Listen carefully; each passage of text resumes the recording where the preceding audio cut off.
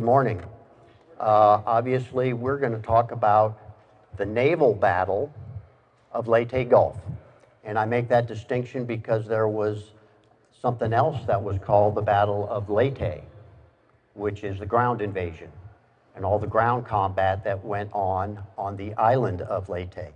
This we're going to talk about if you care, because we have a Hellcat, and the Hellcat was pretty prominent in this string of battles. So we're going to talk about the naval Battle of Leyte Gulf. And you'll see a lot of platitudes and this and that, but this was a more than an historic engagement. This was something worthy of talking about 80 years later, and that's what we're going to do. Don't let me forget, I want to highlight, we have some sons of fathers who were there, and I want to identify them. So hopefully I'm done yapping at about noon. We'll then kind of let you go. We're going to open up these doors, and you're going to see our Hellcat, and we'll take 15 or so minutes if you're interested and walk around it and get up close and personal. And then Mike Hohls is going to tow that thing out, and he's going to crank it up, and he's going to go fly. Yeah. So you get to smell it and hear it and see it. So let's get into it. Note the dates. Okay, the naval battle of Leyte Gulf. Note the dates, because they're important to the plans. The plans that the Imperial Japanese Navy put together as best they could, and the impact that that plan may have had on the results, the end game of the naval battle. But the dates are important to this thing, 23 to 26. So, for starters, why? Why did a naval battle of Leyte Gulf happen in the first place? Well, as you can see up there, the Allies, you know, we're in stride by this time of the Pacific War. And we want to reoccupy the Philippine archipelago, the whole thing. What that does, as you'll see in a couple of slides from here, that's going to sever the sea lines of communication between the Japanese home islands and the resource-rich Dutch East Indies, Java, Sumatra, Singapore. That's where all of the goods that a war machine needs. At the top of that list is oil for fuel, right? If we have the Philippines, we're going to sever that sea line of communication and make it nearly impossible for the Japanese war machine to continue waging a war. The Japanese know that. And so they know the momentum. Where's the momentum building in this Pacific theater? It's on the Allies' side. So the Japanese have to say, we cannot let them take the Philippines, and based on what we know the Allies are going to bring to this fight, we got to come big too. We've got to come real big. Some notables. Some of those, whether platitudes is the right word or not, I'm not sure, but some notables about this thing. In many historians' mind, the largest naval engagement ever in combat history, in terms of the number of combatant ships and the number of personnel involved. It's got no rival in the sheer size and magnitude of this thing. It was the last battle between fleets. And by this time, especially on the Allied side, we have hundreds and hundreds and hundreds of ships, combat power, in one fleet. So fleet v. fleet, that's the size of this thing. Largest air-sea battle in history. Air against surface, naval surface forces. The last battleship versus battleship, BB. Last battleship on battleship engagement. Last carrier, CV, aircraft carrier. Aircraft carrier, which is really the airplanes of the aircraft carriers against each other. It's the only time a surface force, think battleships, cruisers, shooting shells, surface force, attacked an enemy's carrier fleet while under air attack from that same fleet of carriers. And the first organized use of kamikaze attacks. Organized, planned. So a little bit, let me set the stage for the Allied fleets and some of these task forces and task groups. And I don't mean to slight the impressive list of Japanese forces and the bravery that those folks displayed against superior odds.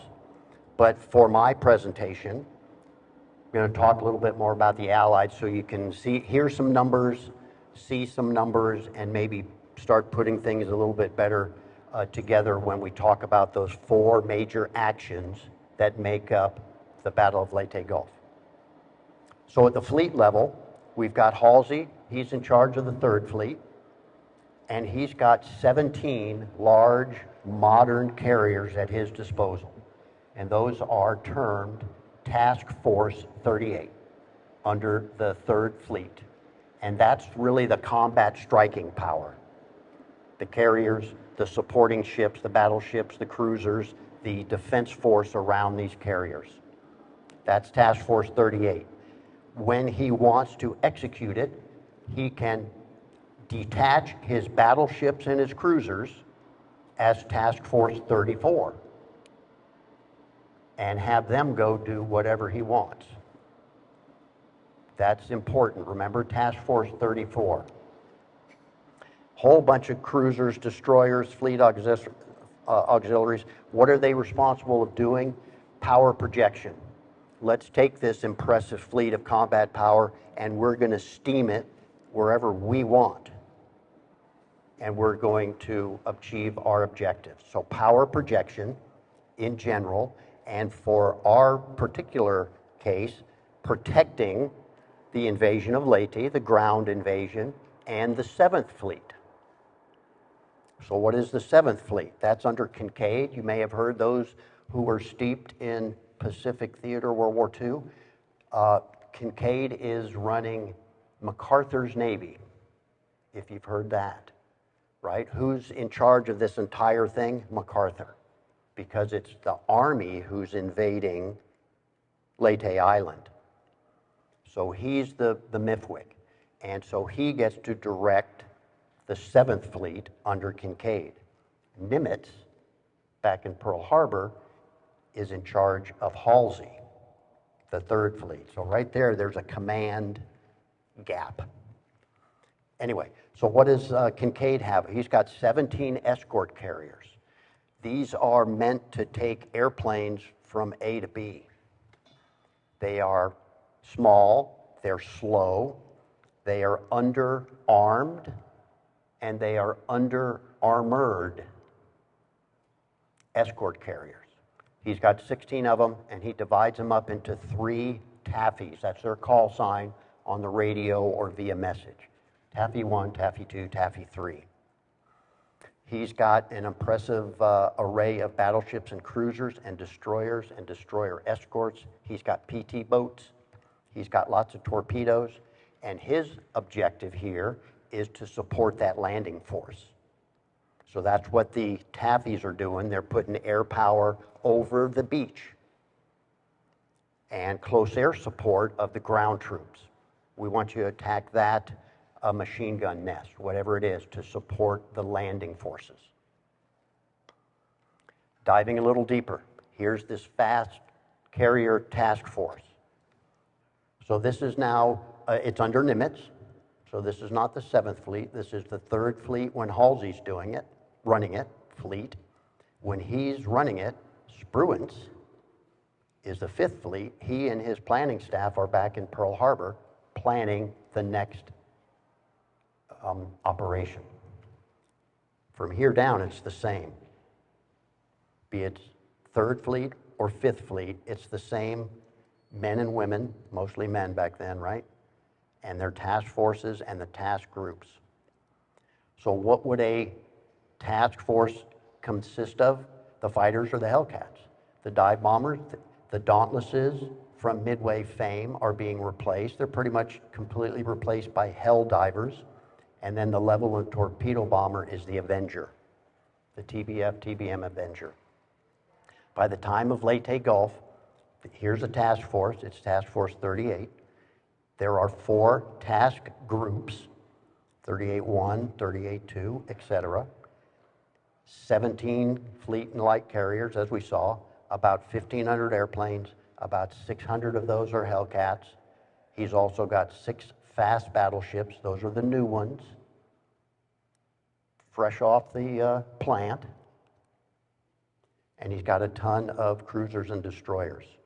So here's that task group. He's got 4 of them and 1 carrier. It's got about 90 airplanes, about 36.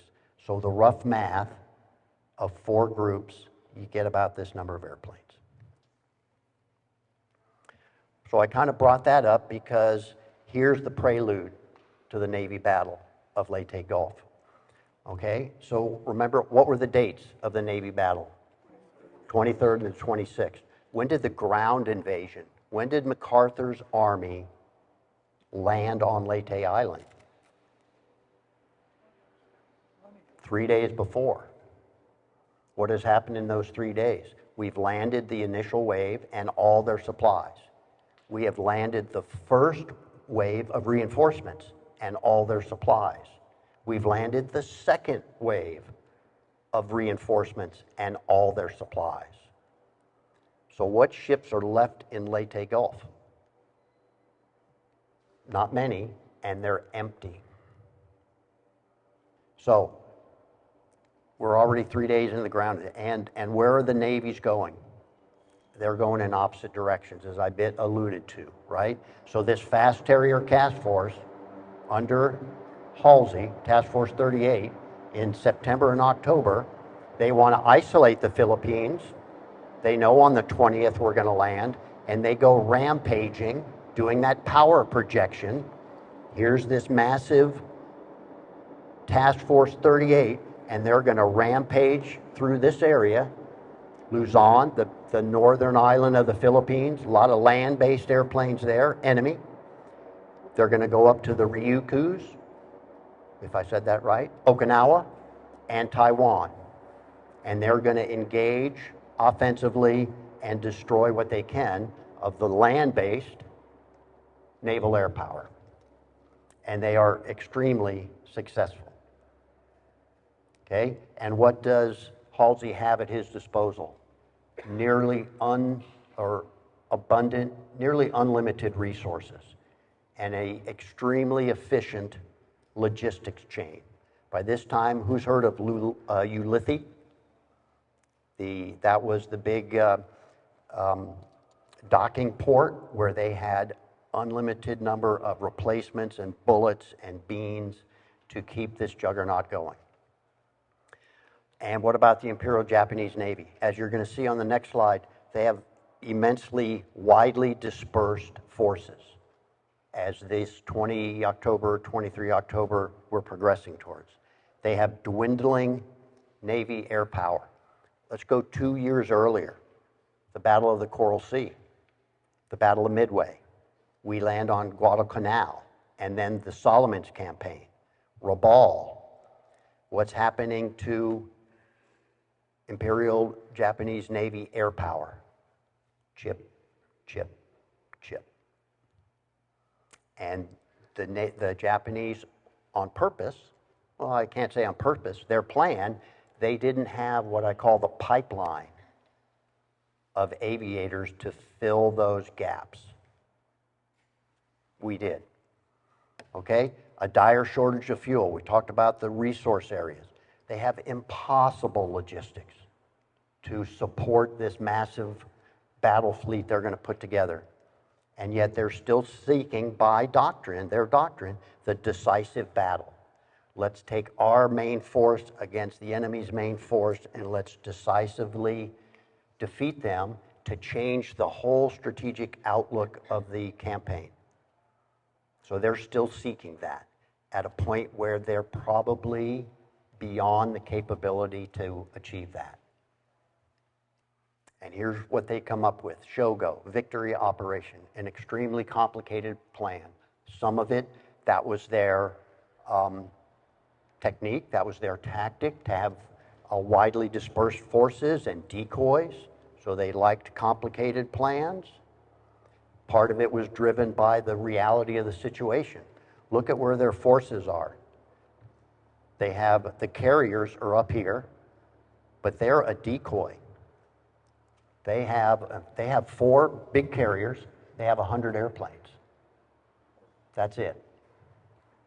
And when they're preparing for this, in the inland sea, up near Hiroshima, Kure, and the inland sea, they have to crane their airplanes onto the carriers because they're concerned about the training of their air crews to land on an aircraft carrier.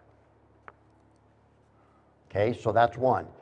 Shima here in the southern, kind of the second half of the southern force, he's guarding the Taiwan Straits. And then huge, the center force down here with Kurita, that is a major potent force. And there's also the southern force we'll talk about under Nishimura. And why are they down here? That's where the fuel is. They've got no fuel up here to fuel this large force. 2,500 miles between them.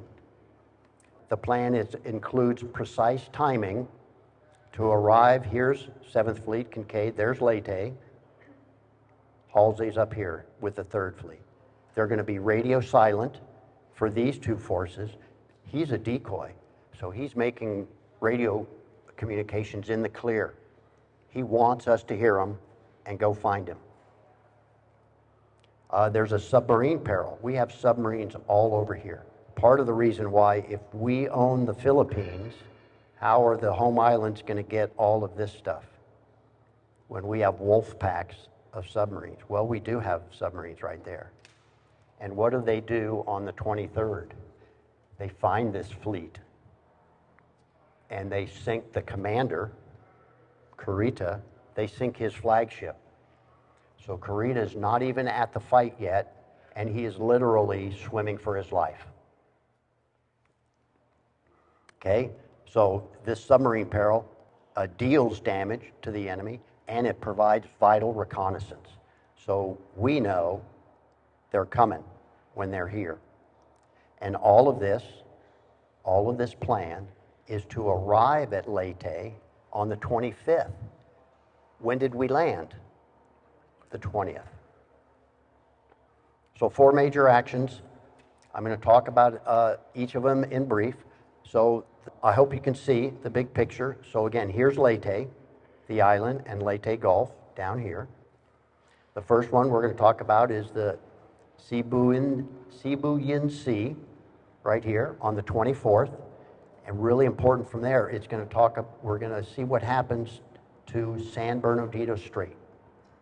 One entrance point to get to the Leyte Gulf, the other one down here is Surigao. That's number 2, the Battle of Surigao Strait on the morning of the next day, and that's where we're going to talk about the battle line and these battleships, battleship v. battleship.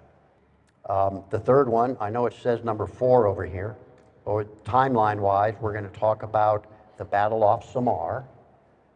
That battle was kind of driven by the fact that San Bernardino Strait was not guarded. We'll talk about that. And the heroics of Taffy 3. Remember Kincaid, 7th Fleet, 18 escort carriers. He divides them into 3 Taffys. These escort carriers are slow, light. They can't deal with a battleship, but they're going to.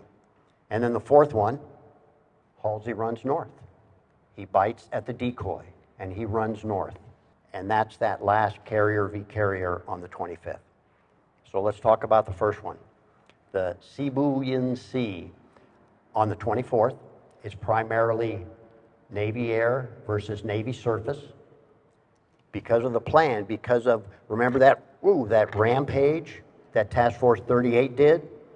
Luzon, Taiwan, Okinawa, that Rampage and all those airplanes, there is little Japanese Navy air power left. And so what the commanders of the air fleets decide is, well, we can't provide the surface force much protection, much air cover. We're going to take what we have left and we're going to attack those American carriers. So he had little cover. He was constantly attacked in this area. Right, here's San Bernardino Strait, and he's trying to navigate through there. You can see he was under such constant attack all day long that for a period of time he turns around and he starts steaming away. And his objective was, I can't stand this air power, these air attacks anymore, I'm going to get out of range. So these land-based attacks, kind of illustrated here by the red airplanes coming off Luzon. So here's Manila, and in this area they've got a lot of land base. They're going to attack task group. Remember the Task Force 38 and the 4 task groups that are arrayed on the east side? He's going to attack Task Group 38-3. And what lives in all these task groups? The Hellcat. The Hellcat lives there. And we're going to talk about him and the Hellcat in just a minute. And commander of the air group on one of the carriers is David McCampbell. We're going to talk about him too. 9 kills on one day. So a target-rich environment, and the right guy and guys. I think your dad was there. In the right airplane at the right time. Okay, so we talked a little bit about this San Bernardino Strait and Halsey up here. He's leading the 3rd Fleet. He's got ambiguous orders. He's supposed to protect the 7th Fleet and the landing. That's why they're there, the landing, the Army. But he also has this little sentence or two in his orders from Nimitz that says, and oh, by the way, if you have the opportunity to attack the Japanese Navy carrier force, do it. There is some confusing comms about Task Force 34. Those are the battleships and the cruisers and the perfect weapon to protect San Bernardino Strait. And what does Halsey decide to do when these airplanes, these red airplanes, the decoy force is up here, and he's launched his strikes against the American carriers, and they get no luck. So now Halsey knows there's a carrier force up here, and what does he do? And what does that do? The strait is unguarded. Okay, segue to the Hellcat. Who and what's a Hellcat? So there was a little bit of a myth about the Hellcat that I heard about, that it was designed to defeat the Zero. No. It was designed starting in 1938. Before we had heard about the Zero, but we had no firsthand experience, which is what took us over the top of, oh yeah, this is a good airplane. This is a great airplane. So it was designed to replace the Wildcat. Aeronautical engineering is advancing, technology of the day is advancing, we can build a better airplane. So they start at it in 1938. First flight, June of 42, September 42, it's ready for production. It's operational in the Pacific in the August of 43. Those of you who have been to some of my presentations, you know how much I foot stomp our production capability. 12,000 in 2 years. That's hard to comprehend in 2 years. It ended up having the highest kill ratio of any fighter, 19.5 to 1. It produced more aces than any other fighter in World War II. So back to the myth. Was it designed to defeat the Zero? No. Was it modified to help defeat the Zero? Yes, it was. So Grumman was really good at going to the Navy and finding these early war combat vets and saying, what do you need? You guys are flying the Wildcat, you're fighting, and a lot of times losing to the Zeros. What do you need in this new airplane? Well, one of the things, here's this quote from Medal of Honor winner Butch O'Hare. We need to go upstairs faster. So they put a bigger engine on it. The war-winning Pratt & Whitney 2800, 2,000 horsepower, same engine on the Corsair, same engine on the P-47 Thunderbolt. And they did a little bit more with the fuselage. Put the pilot up a little higher so he could see a little bit better, sloped the cowling up here. So what they did after combat lessons learned was they gave it more power and better visibility. So what would it do with these task forces? It would fly a combat air patrol. That's protecting the fleet. They're going to take off and just pretty much orbit right over the ships and get vectored by radar. Radar was huge in this battle. And ours was a little more advanced than Japanese. And so our fighter directors on the ships with their radar says, here he comes, and vector the Hellcats out to get it. So the Hellcats engaged 30 miles, 50 miles away from the ships. But that's combat air patrol. There's pure fighter, where they just launch Hellcats. Here's your objective, here's your target, go overfly the Air Force Base at Manila and shoot down everything you see. And if you see it on the ground, strafe it on the ground.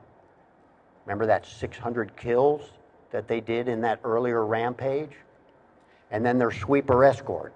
So that's with a strike package, and they're either several minutes out in front, sweep, let's clear the skies of enemy airplanes, or they're escort. They're embedded with the formation of dive bombers and torpedo bombers to protect them close in. So by the spring of '44, the Dash 5 is now operational. It's got the same engine, but they put water injection on it. So it gives it a little more horses, a little more ability to maintain that manifold pressure as you keep doing this, as Mike Hohls is pushing that, I gotta take off.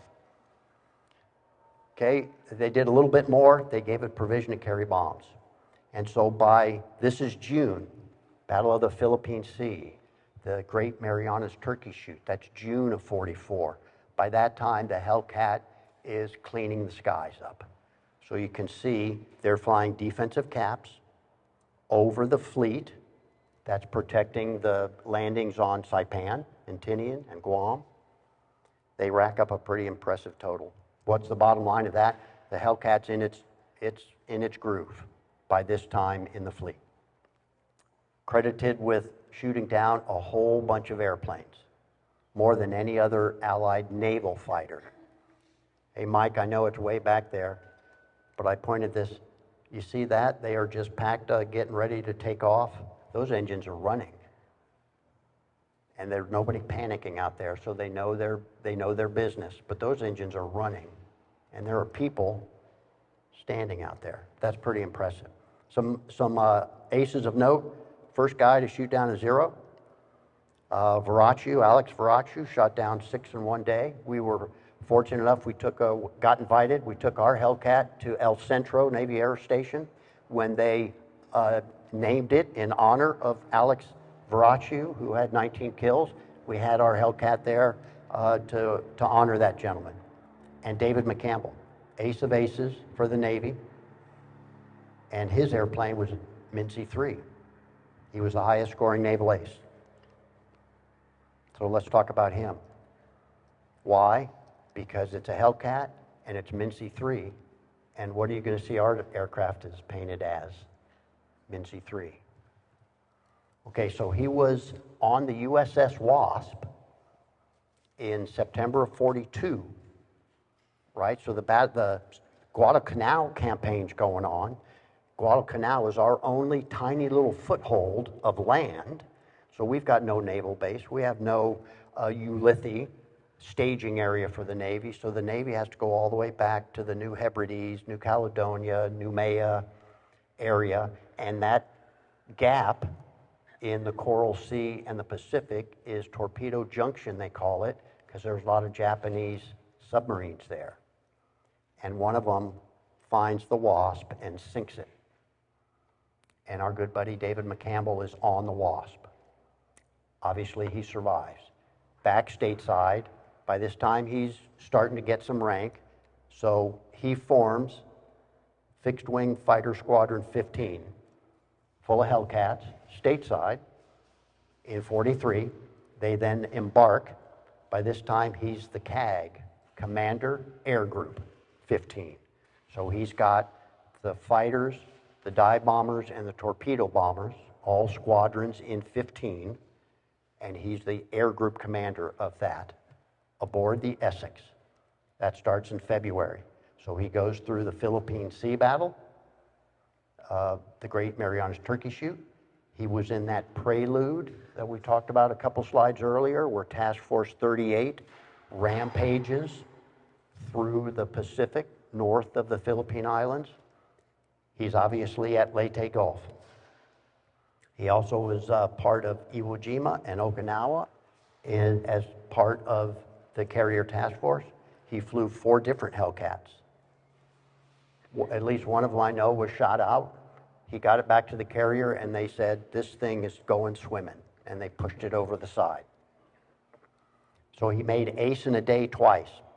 This Marianas Turkey Shoot, 9th of June, 7 kills, and then Leyte. So this battle, the Battle of the Sibuyan Sea, I still have trouble saying it right, on the 24th of October, 9 kills as part of Task Group 38-3. Highest score in Navy Ace received the Medal of Honor. David McCampbell. I think a very worthy person to paint your airplane after. Okay, so here's the end game of the our first major battle. So here's a lot of power. This center force, this is starting, right? 4, 11, there's 13 battleships, heavy cruisers, light cruisers. And destroyers are, in this kind of battle, less important, other than anti-aircraft fire. That's a monstrous force. They only lose 1 ship. It is a super battleship, one of the 2 super battleships. But though they were under that incessant, never-ending air attack, they only lost 1 major combatant.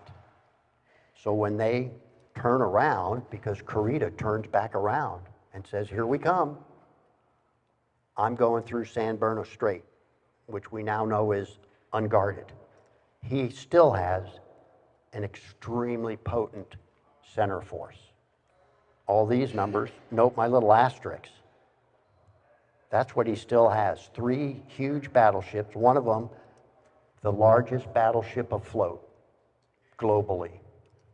They all have damage, or most of them have some damage from all those air attacks, but they all are still fully combat effective, to include the speed at which they can sail. That's huge in a ship. Being slowed to 15 knots, vice full speed of 30 knots, is huge when you're trying to defend or attack that ship. As far as the Hellcats, they did pretty well against those land bases. As best I could read or listen to on audiobooks, they shot down about 70 of these attackers and they lost 1 airplane. Let's go down to Surigao Strait, number 2. Okay, so we just talked about number 1, the center force, zigzagging, constant air attack through, or going to go through San Bernardino Strait. About the same time, down here, this is the Sulu Sea, here comes the southern force under Nishimura, and this was the force from Taiwan, and they're going to try and rejoin in here and come up through the Surigao Strait, meet up with Kurita coming down from the San Bernardino Strait, and wreak havoc in Leyte Gulf. That was the plan, right? Well, we knew they were coming, so the task groups out here under Halsey are, you can see the black airplanes, they attack them, but they're ineffective. They really don't do much damage. So here comes Nishimura, he's still fully capable, and he's going to run Surigao Strait. It happens early in the morning, very early in the morning on the 25th. It's surface versus surface, and that was one of the few engagements through the whole Pacific War where there were no airplanes involved in the actual Surigao Strait. I talked about they got attacked out here, but when it was actually slugfest time in the strait, there were no airplanes. Shima, go back 6 slides. Remember this complicated plan, the timing, radio silence, because they don't want us Americans to know they're coming, but we already know because of the submarines, our submarines. So they're about 35 miles behind, and that's an hour plus. That's a long way. That's not mutually supporting. And they run into Oldendorf's trap. So who's Oldendorf? This is the 7th Fleet. This is under Kincaid. This is MacArthur's Navy. Kincaid has got those escort carriers we've talked about. Those are the Taffies that are doing air support mostly for the ground invasion and submarine patrol. They don't have offensive weapons to attack ships. They have bombs that are going to blow up on the ground. They don't have the armor piercing. But under Kincaid is Oldendorf. He's got those battleships. He's got all these heavy cruisers. So his task force, 77, is run by Oldendorf. Oldendorf knows the Southern force is coming. So he sets a trap. Down here are the PT boats launching torpedoes. Not much effect, a nuisance. But they keep coming. Up here next are the destroyers, right? PT torpedoes, destroyers, DDs, destroyer torpedoes. Extremely damaging, extremely devastating torpedo attacks from the destroyers. And then the battle line. Battleships, cruisers, heavy cruisers, light cruisers up here. And what they do is, oh, look at this. 5 of these 6 battleships, a couple years earlier, were resting on the bottom of Pearl Harbor. Well, now they're sending steel back the other way. The last battleship, first battleship engagement. And I'm going to go mobile here and talk about this crossing the T in terms of, surface warfare. Check, check. Way to go, Sean and team. So if I'm a battleship and I'm steaming this way, I've got usually 2 turrets full of my big guns that I can shoot at you. But this rear turret or 2, I can't do anything about. If I go this way, I can bring all of my big guns to bear on you if I'm steaming this way. So that's crossing the T. So Mike back there, he's Nishimura steaming this way. So all he can throw at me are his forward guns. And I have 6 battleships. 3 of them have our most modern radar working. And I'm going to go this way. And I'm going to pound these guys, and so are my heavy cruisers.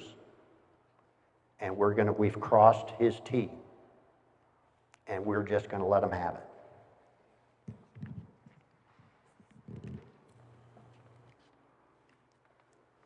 Crossing the T.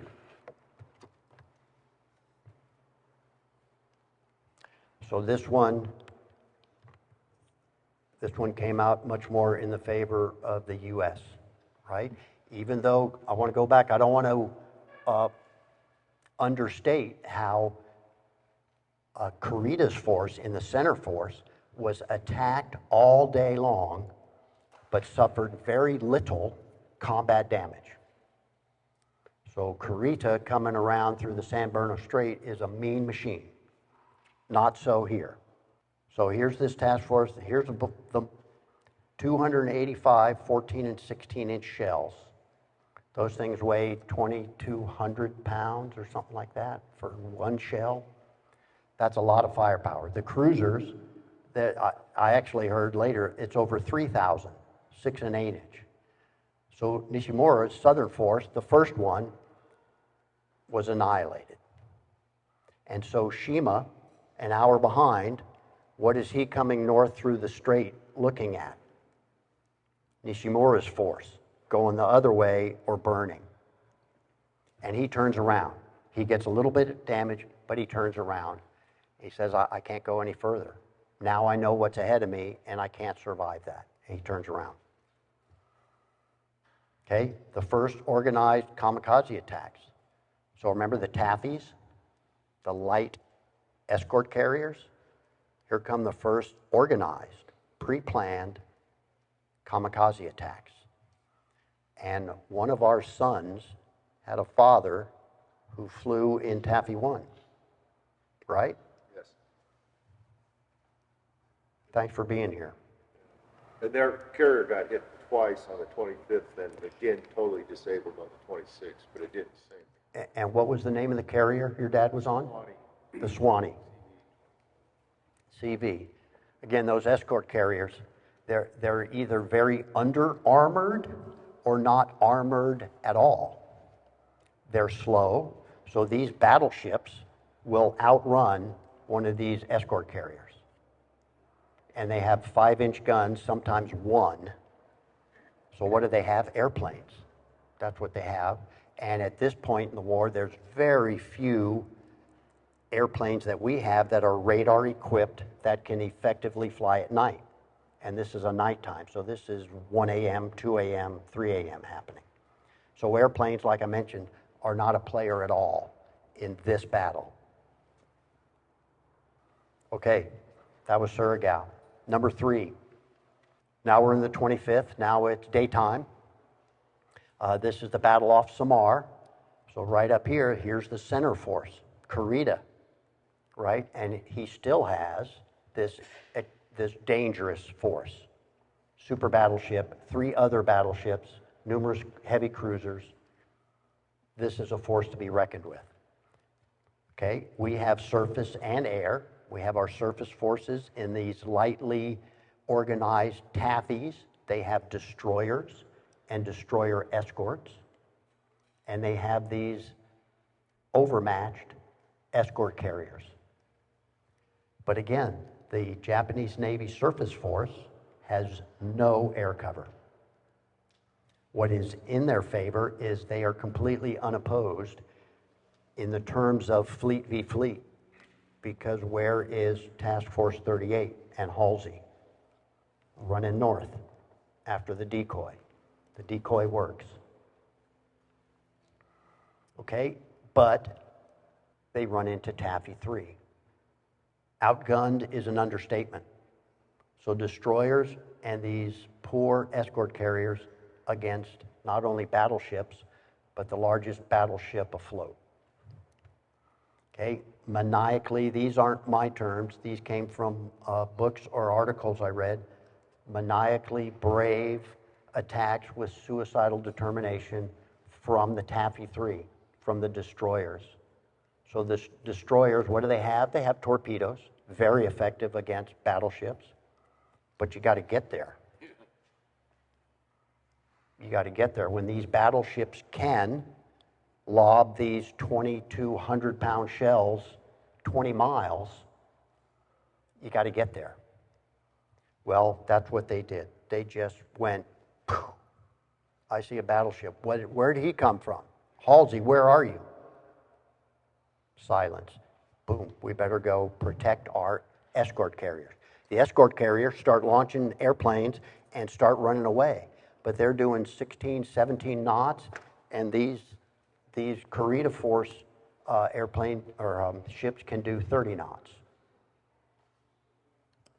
And they can already touch them, not very accurately when you're shooting something that's 25 miles away, but you can still shoot. Okay, it disrupted and it confused Kurita. So let's talk about Kurita. 2 days before, where was he? Under sub-attack and literally swimming for his life.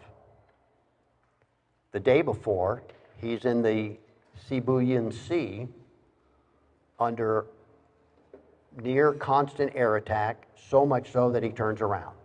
And for a period of time, steams the other way because he said, we can't take this anymore. We got to go the other way. He comes to himself. He's a warrior. Okay, let's go. We have a mission. Let's go. And he hasn't slept in what, 3 days?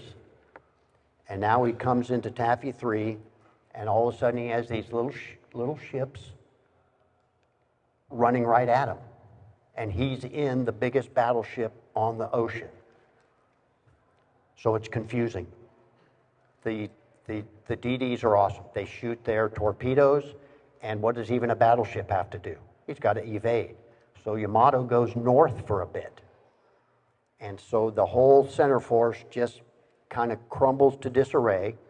They are still shooting. They're still trained warriors, and they start inflicting some damage. But it's a confused fight. And all this time, here's Taffy 3. Taffy 2 is this here. Taffy 1 is down here, right? And this is Leyte Gulf. Here is Surigao Strait, we just talked about. All of the Taffies start launching air attacks. So Kurida's force is again under near constant air attack. But what do these airplanes have on them?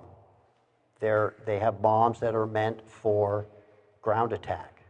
They don't have torpedoes. They have depth charges. But they attack anyway. And they disrupt Kurita.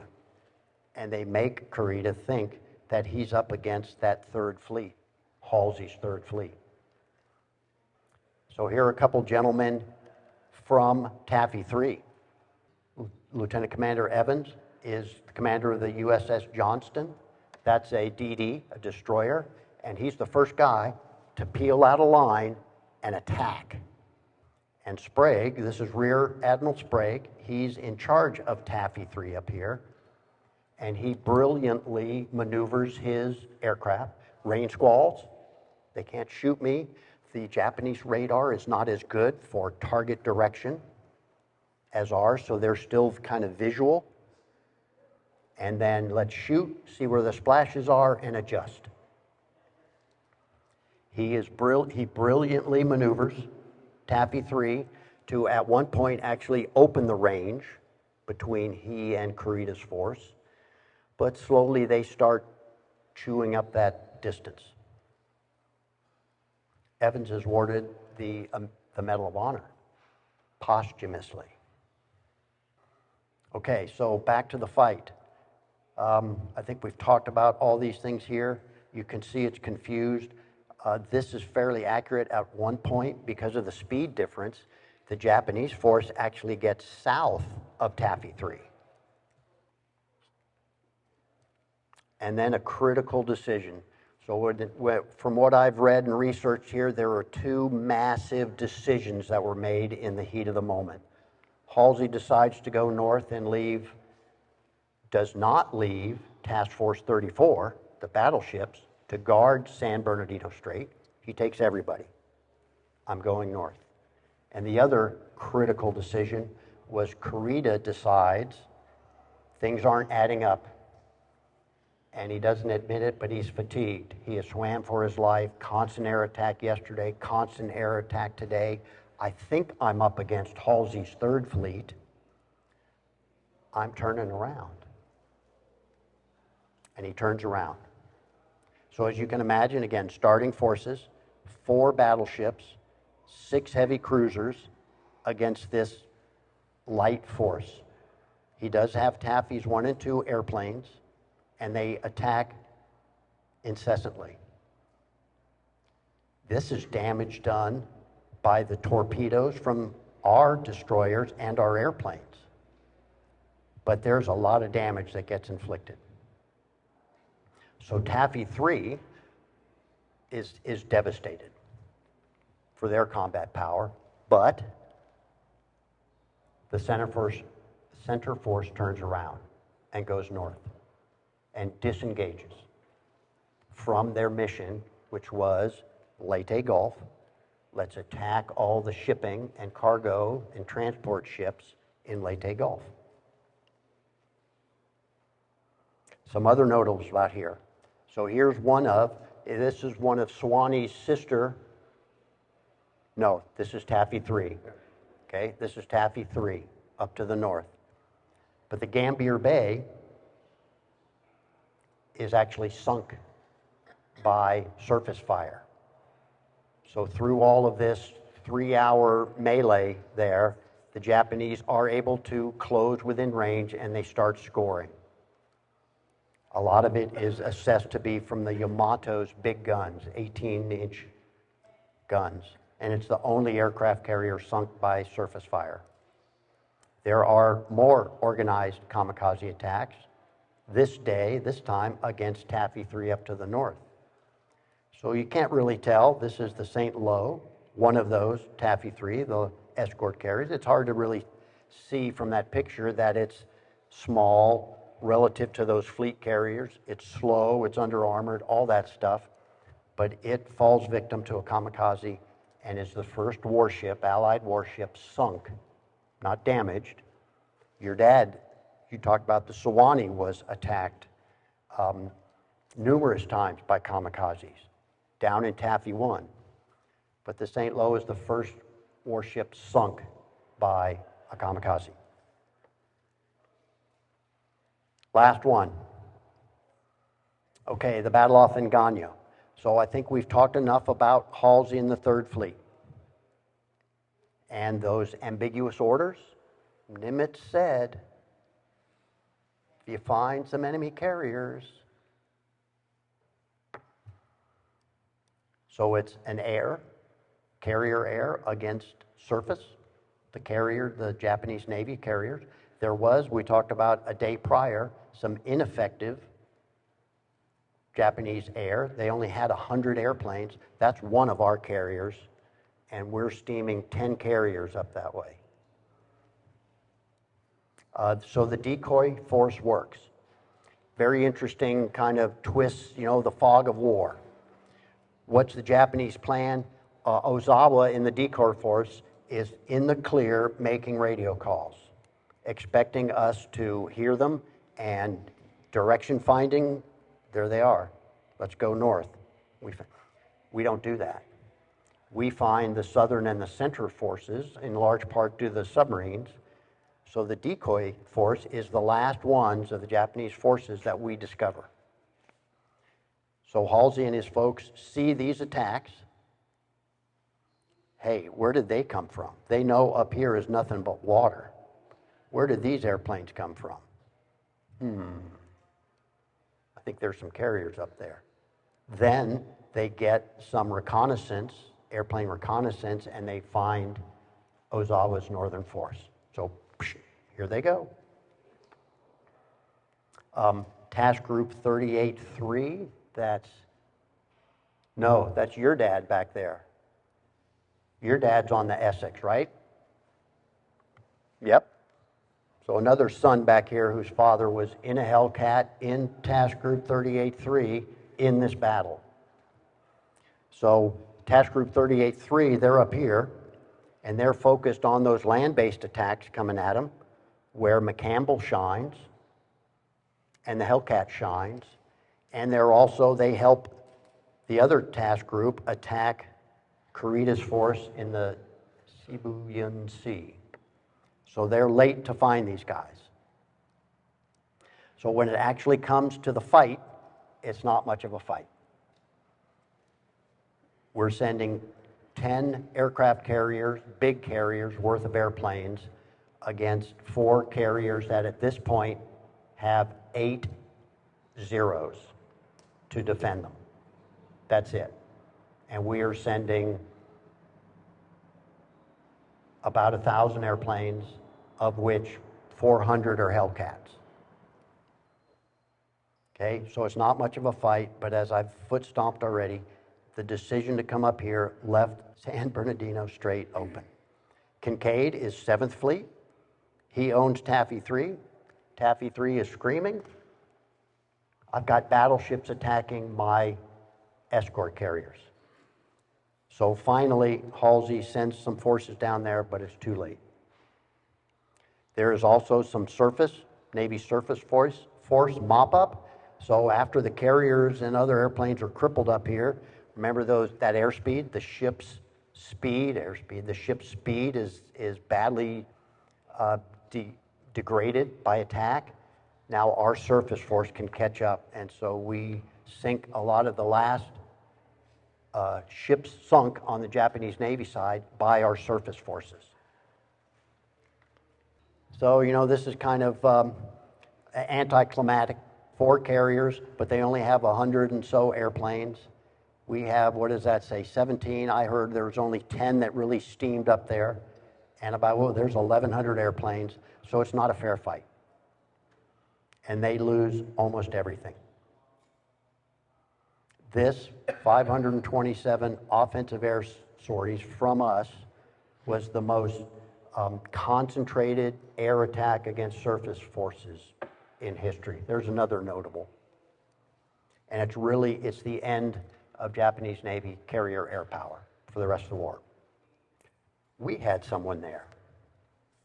So Lieutenant Don McMillan was, for a period of time, one of us, CAF SoCal member. We've lost Don over these preceding years, but he was there. He was flying an Avenger torpedo bomber off of the Lexington as part of one of these task groups that steams north with Halsey to attack the Japanese carrier force.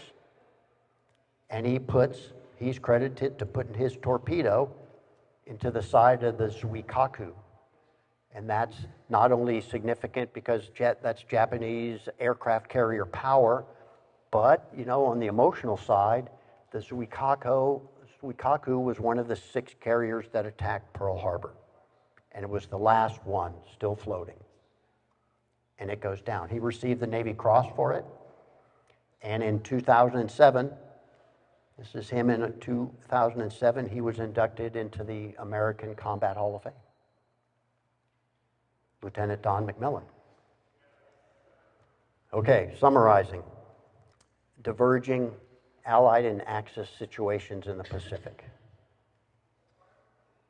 The Allies brought overwhelming combat power to bear. It was as you saw, a very complicated Japanese Navy plan, partly from the situation. We have to separate our forces. Where's the fuel? Got to be where the fuel is. Chip on the naval air power. It was a devastating loss to them. It was really the end of the Japanese Navy, not just Navy air power, but the Japanese Navy in general as an offensive weapon. And what was the bottom line to all of this? Was it your dad who was supporting the Army invasion? Right? Wasn't your dad was a dive bomber on? I think he went north with. Okay, so he was 3rd Fleet. Your dad was a Taffy. So they were supporting the ground invasion. And again, the ground invasion is the bottom line to this whole thing. Yes. On the 20th, from the 20th to the 23rd, they were softening up the beachheads. Softening up the beachheads. Okay. And so that's the bottom line, is the ground invasion, and this battle secures our beachhead. And the Japanese Navy can no longer influence that. They do, who's familiar with the Tokyo Express and Guadalcanal, right? Reinforcing with Army ground troops. They do the same here.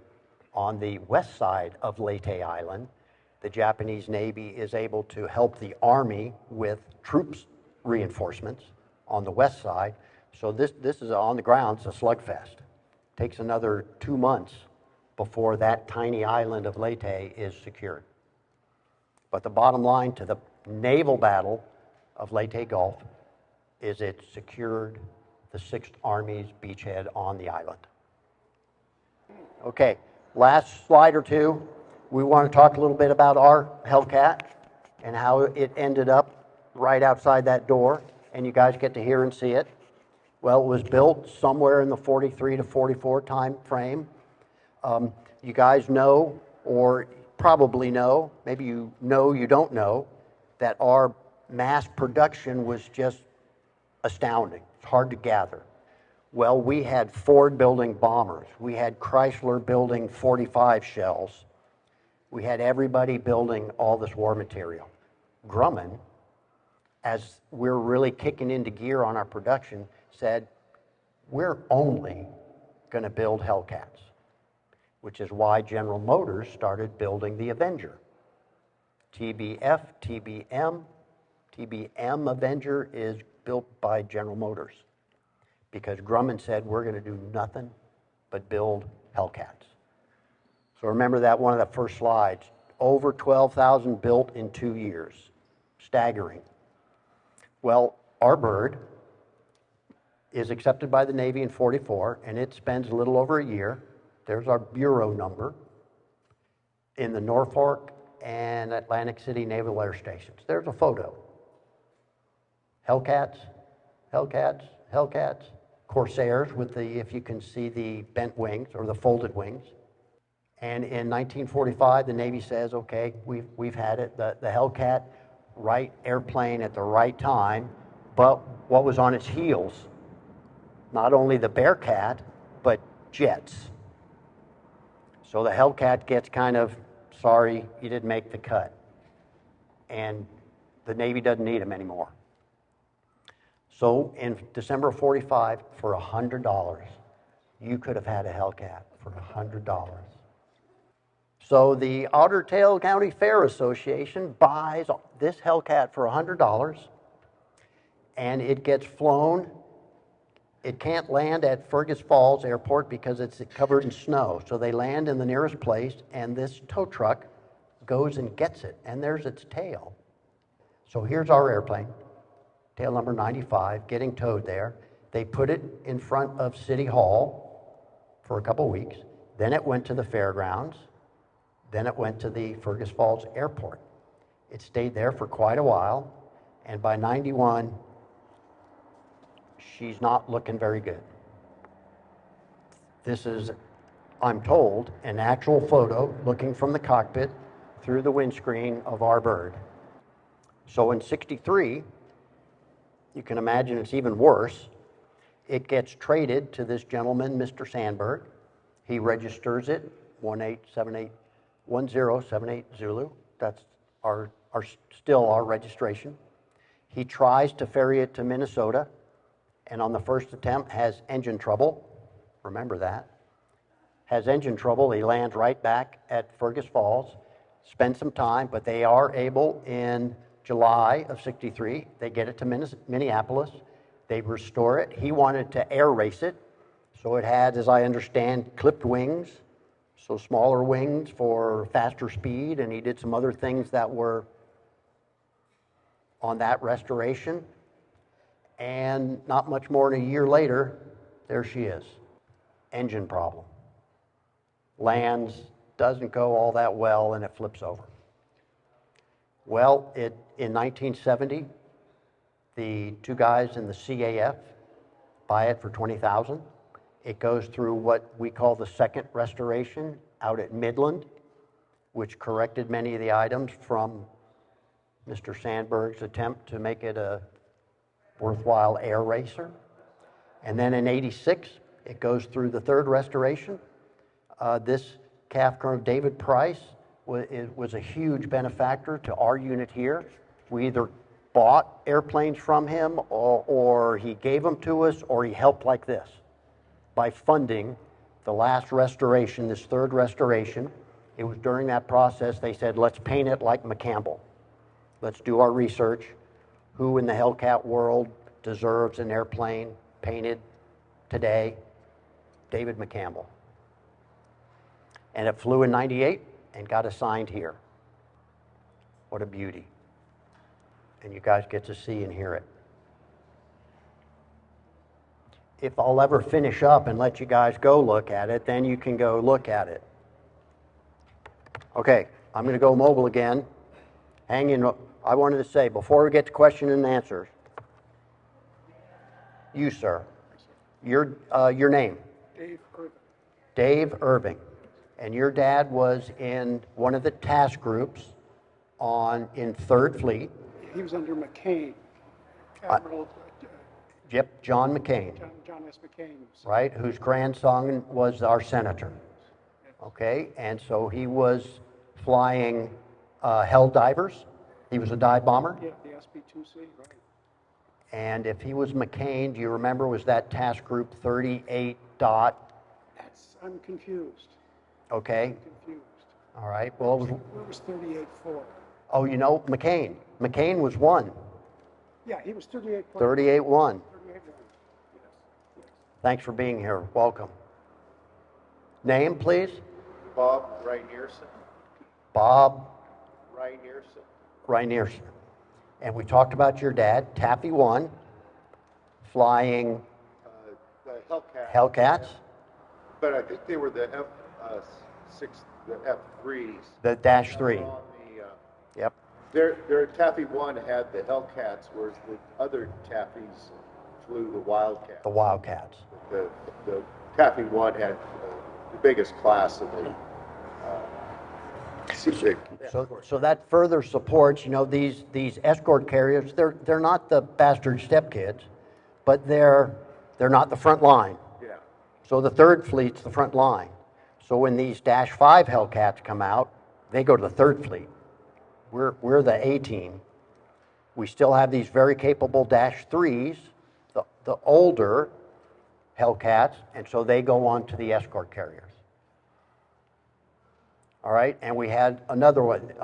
Mr., if you want to, on the displays over here, we have two amazing models made by our brilliant Charlie Carr, handmade, plus we have a little plaque for Lieutenant McMillan, one of us, torpedo bomber, hit the Zuikaku. We have information on David McCampbell. We've talked enough about him. And then we have information on Lieutenant Foltz, I say that correctly, who was a Hellcat pilot under David McCampbell, or in the fighter squadron that McCampbell was the commander of the air group, fighting in task group 38-3 up there in the north, would have withstood the land-based attacks and would have been with Halsey when he runs north after the decoy. You have provided your dad's logbook entries. He had 5 kills. He was an ace. And they're up over here. You should look at them because I guess it was your dad who drew in there a little red Japanese flag on the missions where he had success. Welcome. Was there a fourth? You just wanted to see the Hellcat. No, I'm here because of this battle. It helped my dad invade the Philippines. Thank you. So was he with the 6th Army? And It's 38th Infantry Battalion. I'm not sure which army. did he walk on Leyte Island? Or was it later in the Philippine campaign? By a machine gun there. Survived. God bless your fathers and you. Thanks for being here today. Okay, I don't want to minimize that, but questions and answers. The submarines, they kind of helped us out. They did damage. They put Kurita in the water. They told us where they were. The 4 major actions, the Hellcats rolling it, McCampbell, McMillan, Arbird. Questions, please. Who sent out, was there a dispatch where somebody sent out and said, where is the Third Fleet? The world wants to know. What was that? That was, okay, so the question had to do with a message that Nimitz sent to Halsey after Kincaid, 7th Fleet, starts yelling, "Where are you? We need help." Taffy 3 is getting attacked by battleships. We need help. Where is Task Force 34? The battleships, Halsey's battleships. Where are they? They're up north with Task Force 38 going after the decoy. So Nimitz finally weighs in. Nimitz is seeing this message traffic from Kincaid. and not getting a warm fuzzy back from Halsey. So Nimitz sends a message to Halsey, and the encoding of the day, they had kind of a precursor, 3 words that meant nothing, then a couple consonants that says, okay, here's the start of the real message, a couple consonants, RR, and then 3 more trash words that the decryptors should just get rid of those. Here's the message in between the consonants. So, and these 3-word start and finish things are not in the message from Halsey. They're added by the encryptors, the radio guys. And so just, you know, the guy pulls it out of his rear end. I need to end this message with 3 words. And what are they? The world wonders. And what's the bulk of the message, the important message? Nimitz asking Halsey, where is Task Force 34? Where are the battleships that are supposed to be protecting San Bernardino Strait? And then to Halsey to read the world wonders, he goes into a rage.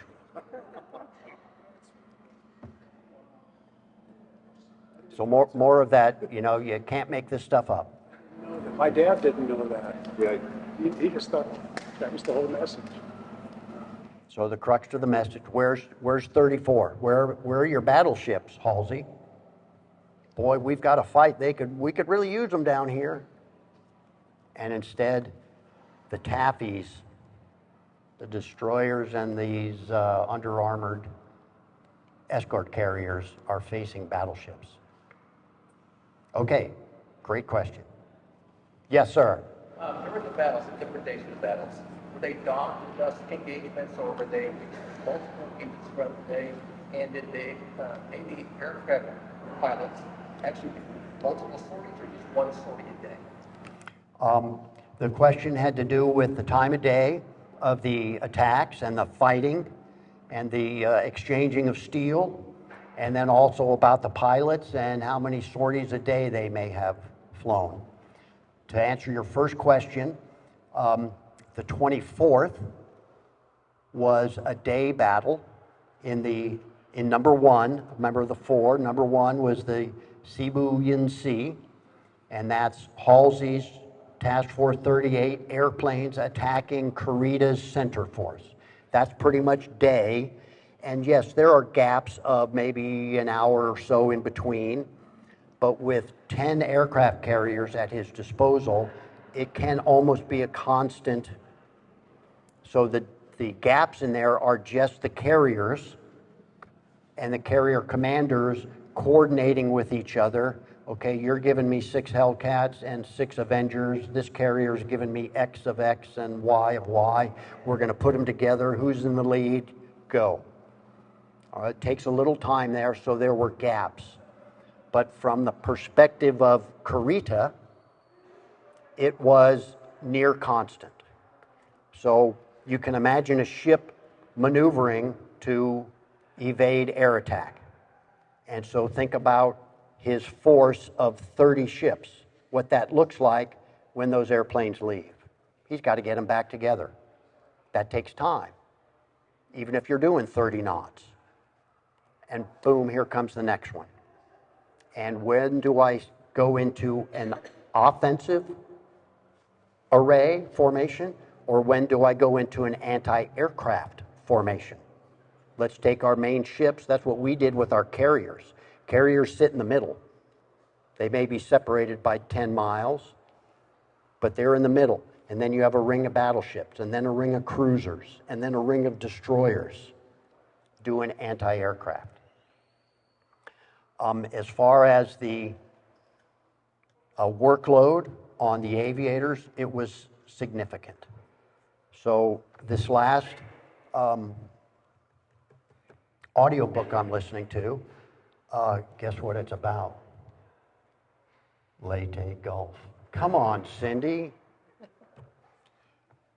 He talks about that 4th battle. It's number 3 up there. Halsey goes north. the results of the air attacks were fairly disappointing. When you look at that 527 offensive air missions against one fleet of aircraft or composite of airplanes, the results were pretty disappointing. And the conclusion is fatigue on the air crew. Many of them flew 3 missions the day before. They're on their 2nd or 3rd mission here. And the one thing that all of the reports, the after-action reports said, was the Japanese surface force anti-aircraft fire was intense.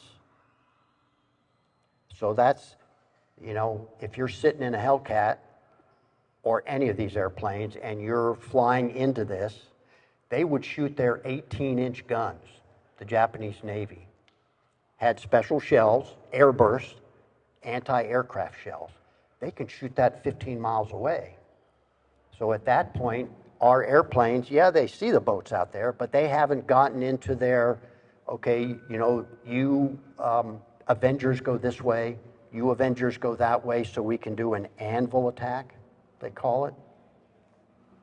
They haven't even gotten there yet, and they're already getting shells shot at them from the battleships. And they get a little closer, then it's the battleships and the cruisers shooting at them. And by the time they're over the destroyers, which may have 100 anti-20 millimeter, 40 millimeter guns on them, it's intense. So it's not a milk run. If we actually have aircraft in the air going towards the Japanese fleet, but we're actually shelling them at the same time, that's kind of a conflict. Typically not, no. Typically not. So the question was, would we have airplanes, Navy airplanes, our Navy airplanes, attacking surface ships at the same time that our surface ships are shelling them?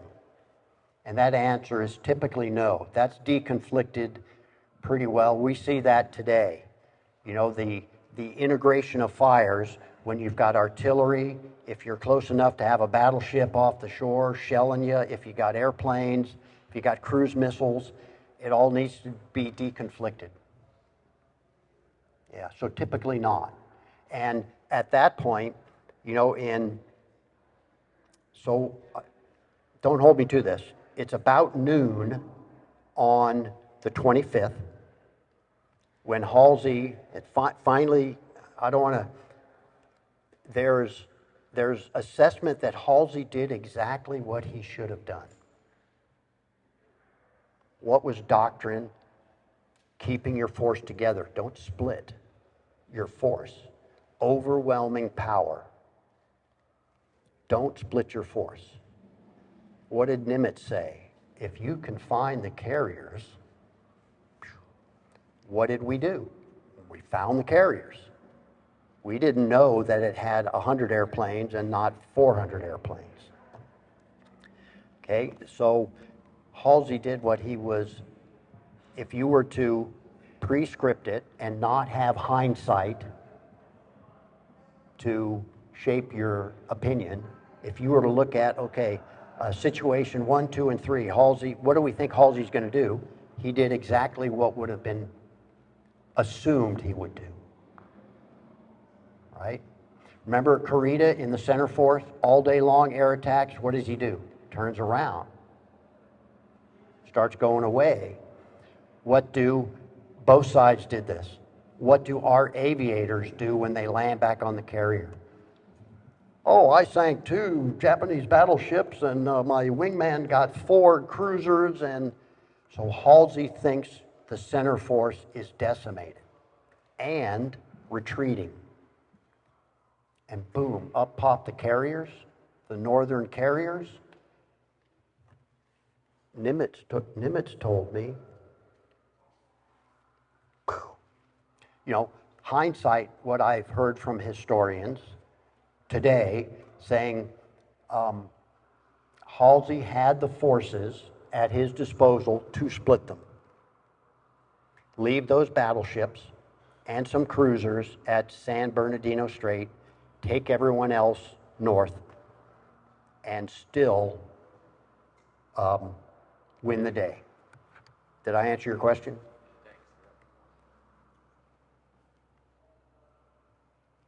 Yes, Ron. Little side point, the modification done at Midland, done at the Joe Baby Ranch, brought back to Midland, and all the hard luck this airplane had before was hit by a truck, wrecked the tail, so remodified again. So this is that airplane rises from Phoenix, of all the terrible stuff done to it, and you got it. It's flying. But we got it. Thank you. Excellent. So I did look. The Maybe Ranch is basically Midland. Yeah. Yep, it's Midland. So the question had to do with the restoration of our airplane. That second one, kind of let's fix the first one and get it into a better shape. And that done at a gentleman's ranch, Maybe Ranch, just outside Midland. And then it also had some more adventures that Ron just talked about, which is not surprising. All these things they're just so colorful. How did it go from Grumman's ramp before the Navy said, we'll take it? How did it go from there to here? Fascinating stories. What else? Thank you, Ron. What else?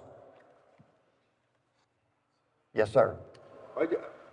I don't know where I heard this from, but it seemed like a while ago I heard that, we produced 14,000 of these Hellcats. Very few relatively got shot down, yet now there's only very few still around and only, 7 flying.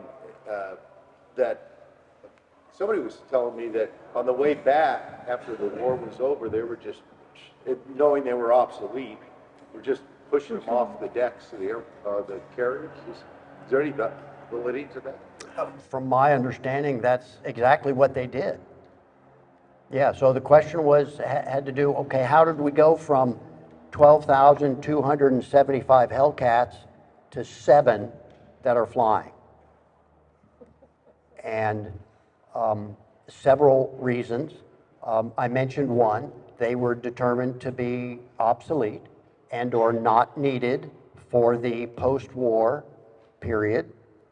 The F-8 Bearcat is on carriers steaming to the Pacific at the surrender ceremony.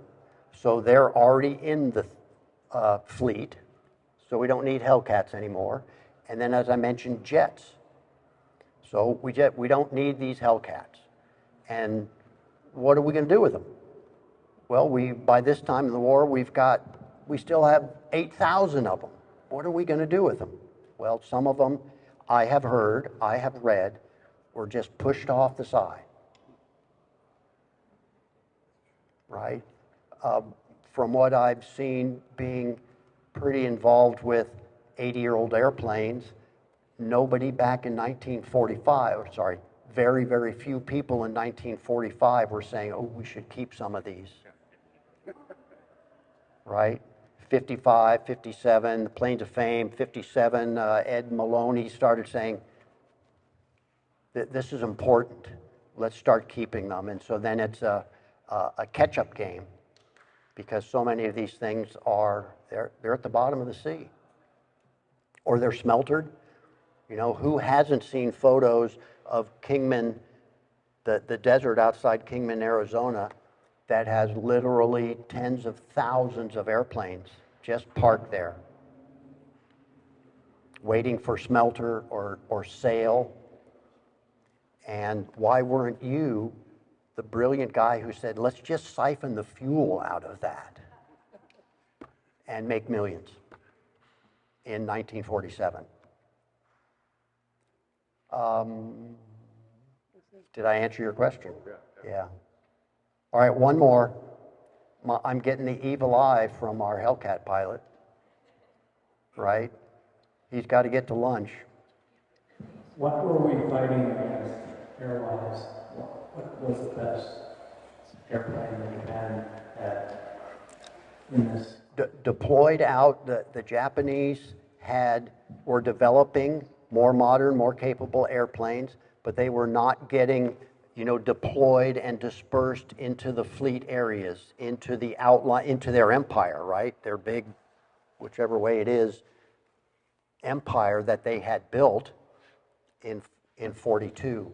So we're still seeing zeros, right? We're still seeing zeros. They had gone. We have so go grab a docent, go check out all the facilities, go see our zero. We have a real zero just sitting in this hangar over here. It's a 3. Well, by this time in the war, they would have had the 5. More capable, faster, which was huge because we were catching or running away from the earlier zeros. So we would have still been fighting zeros. And it was the zeros that became the kamikazes. The one that hit my dad's ship, the plane that hit it was from one of their top bases that was still alive, but they wouldn't let him fly it. And so a lot of them, they're flying against pilots that maybe basically put a 250 kilogram bomb on it, fill it half full of fuel. It's still super nimble, so it has a good chance to make it there. And we don't need them capable of landing back on the carrier. I'll say one thing, this is my opinion, after studying a fair amount about from the start to the end of the war. And I highlighted a couple of the big picture, where are the successes and failures of the two sides going? Well, Allies are doing this, Axis is doing this. That's the reality of that point in the war. I talked about Task Force 38 and the rampage through the Philippines and Taiwan and that power projection. And you look at what was starting to happen probably from the Marianas, the Battle of the Philippine Sea to this and onwards. And the kamikaze is a very reasonable tactic to try and stop this. That's the question. How do we stop this? That Japan's military is asking itself. And what are our options? So somebody brainstorm, someone come up with a good idea that has a chance for success. And maybe I didn't foot stomp it enough, but the kamikaze attacks were extremely successful. Okay, from a tactical point of view. How about from a strategic point of view? Are they going to change the outcome of the war? But that's my opinion, a very reasonable and sound tactical answer to their problem. Okay, I need to let you guys go. I cannot thank you enough for taking the time. We're going to open up these doors. Come spend 15 minutes and take a look at this beauty out here. Thank you.